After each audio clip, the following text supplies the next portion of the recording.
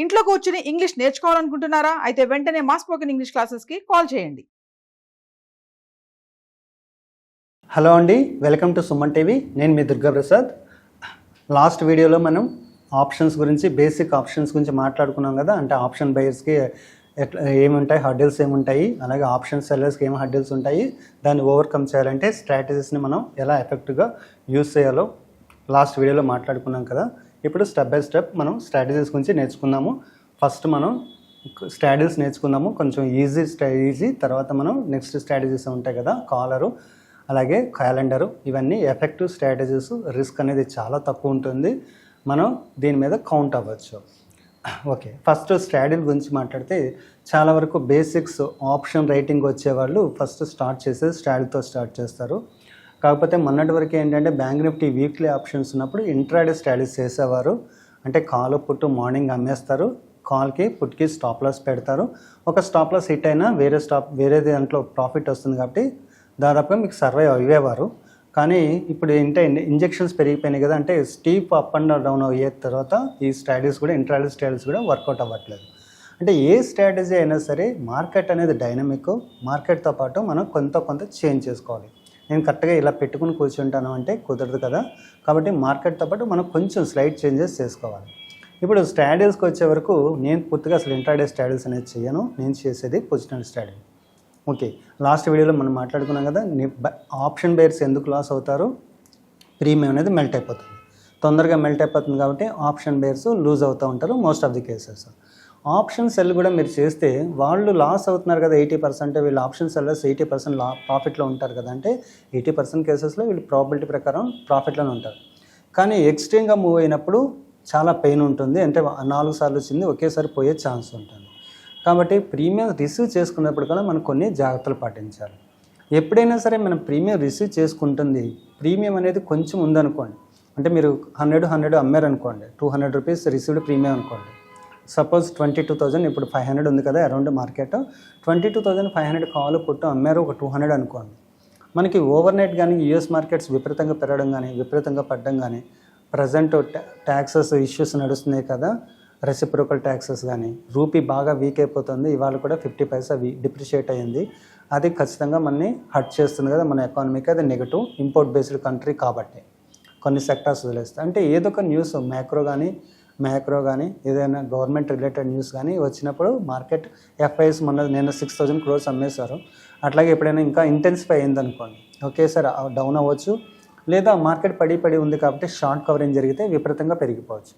కాబట్టి మనం received premium అనేది చాలా తక్కువ ఉందనుకోండి, గ్యాప్ అప్ గ్యాప్ డౌన్ అయినప్పుడు మనం లాస్తో స్టార్ట్ అయిపోతాం. అంటే న్యూట్రల్ మార్కెట్తో స్టార్ట్ అవుతుంది కదా ప్రతిరోజు, గ్యాప్ అప్ గ్యాప్ డౌన్తో స్టార్ట్ అవుతుంది. కాబట్టి రిసీవ్డ్ ప్రీమియం ఎప్పుడు అనేది కొంచెం చాలా తక్కువ ఉండకూడదు. అంటే మనం రిసీవ్డ్ ప్రీమియం ఎక్కువ ఉండాలంటే ఆబ్వియస్లీ మనం ఎక్స్పైరీ అనేది కొంచెం టైం వాల్యూ అనేది ఎక్కువ ఉన్నదాన్ని సెలెక్ట్ చేసుకోవాలి. కరెంట్ వీక్ కంటే నెక్స్ట్ వీక్ది ఎక్కువ ఉంటుంది కదా, టైం వాల్యూ ఎక్కువ ఉంటే ఆబ్వియస్లీ ప్రీమియం ఎక్కువ ఉంటుంది. అలాగే మంత్ అండ్ నెక్స్ట్ మంత్, అలాగే మీకు నిఫ్టీ అయితే 5 years వరకు ఉంటుంది. మనం అవి 5 years వరకు స్ట్రాటజీ పనికిరాదు కాబట్టి మనం మీడియంగా చూస్తే ఏ స్ట్రాటజీ సెలెక్ట్ చేసుకోవాలి, లేదా స్ట్రాటజీ అంటే ఎట్ ది మనీ, స్ట్రాంగిల్ అంటే అవుట్ ఆఫ్ ది మనీ. మీకు పేరుతో పెద్దగా ఏమి ఉండదు. ఇప్పుడు నేను ఒకటి ఎట్ ది మనీ తీసుకున్నా, ఒకటి అవుట్ ఆఫ్ ది మనీ తీసుకున్నాను అనుకోండి, దానికి పేరైతే ఏమి ఉండదు. 2 ఎట్ ది మనీ తీసుకుంటే అది స్ట్రాటజీ అవుతుంది, 2 అవుట్ ఆఫ్ ది మనీ తీసుకుంటే అది స్ట్రాంగిల్ అవుతుంది. నేను నా మార్కెట్ యాంటిసిపేషన్ బట్టి ఒకటి ఎట్ ది మనీ తీసుకుండొచ్చు, అంటే ఇంకా పడదాను ఇంకా పెరగదాను, ఒకటి ఎట్ ది మనీ తీసుకోవచ్చు, ఒకటి అవుట్ ఆఫ్ ది మనీ తీసుకుని ఉండొచ్చు, అది మన ఇష్టము. ఓకే, ఇక్కడ రిసీవ్డ్ ప్రీమియం అనేది కొంచెం ఎక్కువ ఉండాలి. అంటే మీరు 2 ఒకటే స్ట్రైక్ ప్రైస్ తీసుకుంటున్నారంటే అరౌండ్ 1,200-1,100 పాయింట్స్ ప్రీమియం ఉంది అనుకోండి, అది మనకి సేఫ్టీ ఉంటుంది. నేను ఇక్కడ సెలెక్ట్ చేసుకుంది 23,500 పుట్ని 24,000 కాల్ని సెలెక్ట్ చేసుకున్నాను. అంటే 23,500 కంటే కింద పడదు అని, 24,000 కంటే పైకి పెరగదు అని. ఇది సెలెక్ట్ చేసుకునేది ఎప్పుడు ఎక్స్పైరీ సెలెక్ట్ చేసుకోవాలి, మనం ఒకటి టైం వాల్యూ తక్కువ ఉంటే మన రిసీవ్డ్ ప్రీమియం అనేది చాలా తక్కువ ఉంటుంది. కాబట్టి గ్యాప్ డౌన్ గ్యాప్ అప్లో మనకి రిస్క్ ఎక్కువ ఉంటుంది. కాబట్టి రిసీవ్డ్ ప్రీమియం అనేది ఎక్కువ ఉండాలి. మరి రిసీవ్డ్ ప్రీమియం ఎక్కువ ఉండాలంటే టూ మచ్ టైం. ఇప్పుడు డిసెంబర్ కూడా యాక్టివ్గా ట్రేడ్ జరుగుతుంది. డిసెంబర్ కాలు పుట్టి అమ్మేస్తే మనకి 3,000 పైన వస్తుంది కదా, అది కాలు పుట్టి అమ్మేద్దామంటే టైం వాల్యూ మరీ ఎక్కువ ఉందనుకోండి, ప్రీమియం అనేది తొందరగా మెల్ట్ అవుతుంది. టైం వాల్యూ తక్కువ ఉంటేమో ప్రీమియం చాలా తక్కువ రిసీవ్ చేసుకుంటాము, రిస్క్ ఎక్కువ ఉంటుంది. టైం వాల్యూ అనేది చాలా ఎక్కువ ఉంటే మనం రిసీవ్ చేసుకున్న ప్రీమియం మెల్ట్ అవ్వాలి కదా. మన ఆప్షన్ రైటర్స్ అనుకోండి, మనకు ప్రీమియం తగ్గుతూ ఉంటుంది. టైం వాల్యూ బాగా ఎక్కువ ఉన్నప్పుడు ప్రీమియం అనేది తొందరగా మెల్ట్ అవుతుంది. కాబట్టి మనం మోడరేట్గా మరీ టూ మచ్ టైం వాల్యూ ఉన్నదాన్ని సెలెక్ట్ చేసుకోము, మరీ తక్కువ టైం వాల్యూ ఉన్నదాన్ని సెలెక్ట్ చేసుకోము. అంటే ఫస్ట్ మంత్ స్టార్టింగ్ అనుకోండి, అంటే ఇప్పుడు ఫిబ్రవరి ఎండ్కి వచ్చేసింది కాబట్టి ఫిబ్రవరి స్టార్టింగ్ అనుకోండి, మనం ఏప్రిల్ సెలెక్ట్ చేసుకుంటాం. ఎప్పుడైనా సరే మనకు 3 months ఓపెన్ అయి ఉంటాయి, current month, next month, far month. అంటే మనకి ఫిబ్రవరి, మార్చి, ఏప్రిల్ ఉంటుంది, మే ఉండదు. అలాగే 6th month, 12th month open అయి ఉంటుంది. అంటే మీరు ఫిబ్రవరిలో చూసామనుకోండి, ఫిబ్రవరి ఉంటుంది, మార్చ్ ఉంటుంది, ఏప్రిల్ ఉంటుంది, మే ఉండదు, జూన్ ఉంటుంది. ఎందుకంటే జూన్ 6th month కాబట్టి డిసెంబర్ ఉంటుంది. 6th month, 12th month ఉంటుంది. ప్రతి year 6th month, 12th month open అయి ఉంటుంది 5 years వరకు. Present 3 months current month, next month, far month open అయి ఉంటుంది. అంటే ఫిబ్రవరి కాబట్టి మనకి ఫిబ్రవరి ఎండ్లో ఉన్నాం కాబట్టి ఇంకో 2 daysలో ఎక్స్పైర్ అయిపోతుంది కదా, మనకి ఆబ్వియస్లీ నేనైతే ఏప్రిల్ సెలెక్ట్ చేసుకున్నాను. ఇంకో 2 days అయిందనుకోండి మీకు మే ఓపెన్ అవుతుంది. మే అనేది ఇంకొంచెం ఐడియల్. అంటే మనం 3rd month సెలెక్ట్ చేసుకుంటాము. 3rd మంత్ స్టార్టింగ్లో అంటే ప్రీమియమ్స్ అనేవి ఎక్కువ ఉంటాయి. ఇప్పుడు నేను సెలెక్ట్ చేసుకుంది ఏప్రిల్ కాబట్టి 22,500 పట్టు 23,000 కాల్ సెలెక్ట్ చేసుకున్నాను. ప్రీమియం రిసీవ్డ్ ఎంత ఉంది? 700 points ఉంది. అరౌండ్ 709, 710 ఉంది కదా, 710 points ఉంది. అంటే మనకి 710 points రిసీవ్డ్ ప్రీమియం కాబట్టి మనకి కాల్ సెల్ చేసాం కాబట్టి పెరగద్దు, పుట్ సెల్ చేసాం కాబట్టి పడద్దు. ఎక్కడ పుట్ సెలెక్ట్ చేసుకున్నాం మనం? 22,500. కాల్ ఎక్కడ సెలెక్ట్ చేసుకున్నామో? 23,000. అంటే మనకి రిస్క్ మ్యాక్స్ ప్రాఫిట్ ఎక్కడ ఉంటుంది అంటే 22,500 నుండి 23,000 మధ్యలో ఉంటే మనకి 700 అంటే 700 points ప్రాఫిట్ వస్తుంది.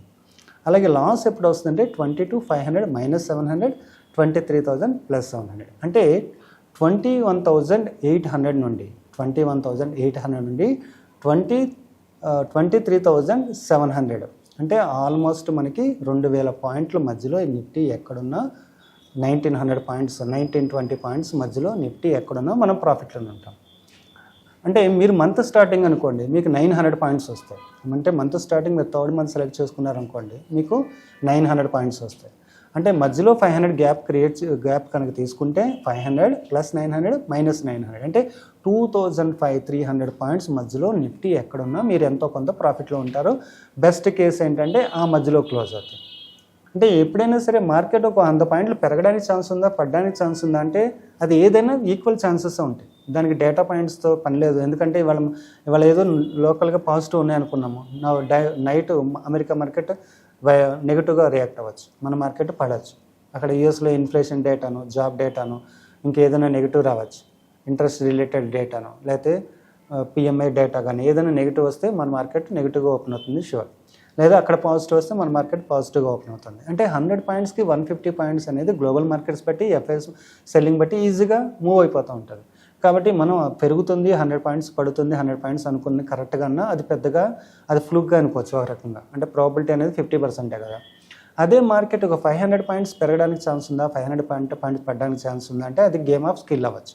గేమ్ ఆఫ్ ఛాన్స్ కాదు కదా, గేమ్ ఆఫ్ స్కిల్ అవ్వచ్చు. ఎందుకంటే మనం డేటా పాయింట్స్ అనేవి లెక్కలో కన్సిడర్ చేస్తాం. అలాగే 1,000 points అంటే ఇంకా ఈజీగా యాంటిసిపేట్ చేయొచ్చు. అదే 2,000 points బ్యాండ్ని యాంటిసిపేట్ చేయడం అంటే ఇంకా చాలా ఈజీ. ఇప్పుడు మార్కెట్ బాగా పడిపోయింది, క్రాష్ అయిపోయింది, అందరు పోర్ట్ఫోలియో చాలా ఇది అవుతున్నాయి. కానీ నిజానికి చూస్తే ఎంత పడింది? 2,000 points. అంటే ఆల్ టైమ్ హైని తీసేస్తే అంతకుముందు 25,000 లెవెల్లో కదా ఉంది. అంటే 2,000 points, 2,400 points పడింది. అంటే మార్కెట్ రేపు పెరుగుతుందా పడుతుందా అని చెప్పడం కష్టము, యాంటిసిపేట్ చేయడం కష్టము. అలా చేసినా మనం ఎంతోకాలం మార్కెట్లో సర్వే అవ్వాలి. అదే మార్కెట్ ఒక 2,000 బ్యాండ్స్ కానీ యాంటిసిపేట్ చేయడం అనేది చాలా ఈజీ. ఓకే, మరి ఆ 2,000 points కూడా దాటిపోతే బ్రీచ్ అవుతాయి. దాన్ని కూడా మనం పాయింట్ టు పాయింట్ చూద్దాం. ఎట్లా మన మార్కెట్ ఎలా ఫార్మేషన్ చేయాలి, చేసిన ఫార్మేషన్ తర్వాత మార్కెట్ ఏమైనా వన్ సైడ్ డైరెక్షన్ తీసుకుంటే రిస్క్ లేకుండా మన స్ట్రైక్ ప్రైస్ని ఎలా రొటేట్ చేయాలి, అలాగే అడ్జస్ట్మెంట్స్ ఎలా చేయాలి, అలాగే ప్రజెంట్ ఉన్న పొజిషన్కి యాడెడ్గా ఏం చేయాలి. అంటే ప్రజెంట్ మీరు ఏదో తీసుకున్నారో 23,000 కాల్ పుట్టు మీకు మంత్ స్టార్టింగ్లో 1,300 points, 1,200 points ఉంది, రైట్ చేశారు.